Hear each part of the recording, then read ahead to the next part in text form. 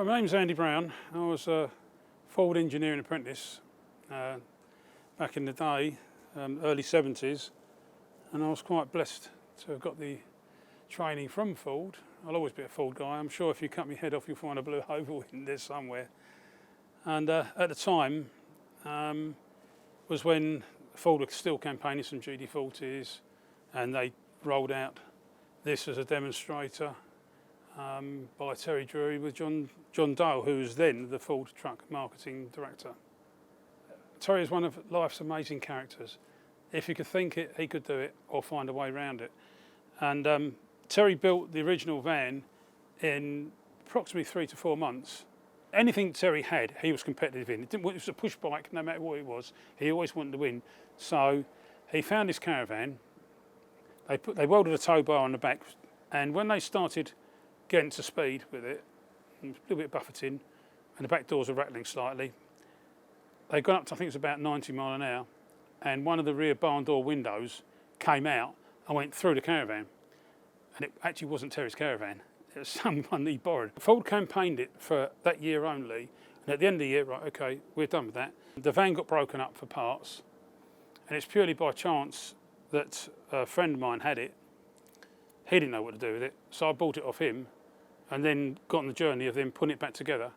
Because basically when I picked it up first time round, all it was a body shell, 4 wheels, that was it.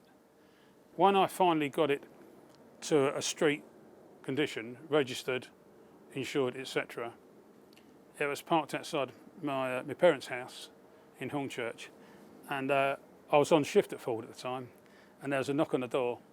There's a very, very tall traffic policeman. And he said to me, Dad, who owns a van? So my father, who was an engineer, just said, Andy, I think you're in a bit of trouble, you better get out there. I opened the bonnet and he's looked and goes, well, so what's it doing on the road? I said, well, the engine's in the back. He said, well, haven't you fitted it yet then? So went round the back, opened the doors up, and it's like, oh, okay. And that's kind of, that was the start of my journey with it. And it just went on from there. My personal circumstances changed in the mid-70s. So I sold Supervan, I had other Ford toys, just got rid of the lot, and then settled down to a very happily married life. But it's one of those itches that you just can't scratch. About 24 years ago, I was talking to Terry about it, and that's when the Germany idea came up, and then just started scouring.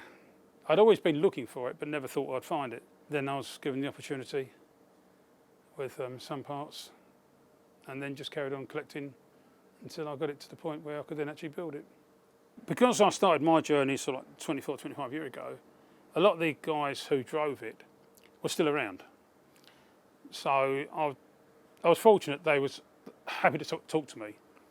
I spoke to Chris Craft on a chance conversation. I said to him, how did you handle, Chris? He goes, actually really, really well, because most of the time it's on 3 wheels. So it was totally predictable.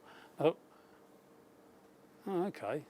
Because he drove it hard and fast, which I never did back in the day. Terry Croker, one of the test drivers, I spoke to him, he said the same thing. He said it's great fun doing donuts with it, because you could just drop it in first gear, nail it, and it would just go. It was actually quite user-friendly, given what it is. First and foremost is to honour Terry Drury's memory. Terry and I were friends. I was with him 3 days before he passed away. I can still feel him sitting on my shoulder.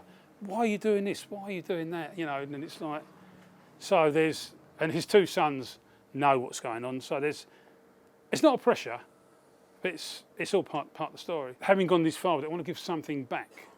Even though I own the damn thing, I don't consider it to be mine. I feel I've got something that's got to be shared. Wow.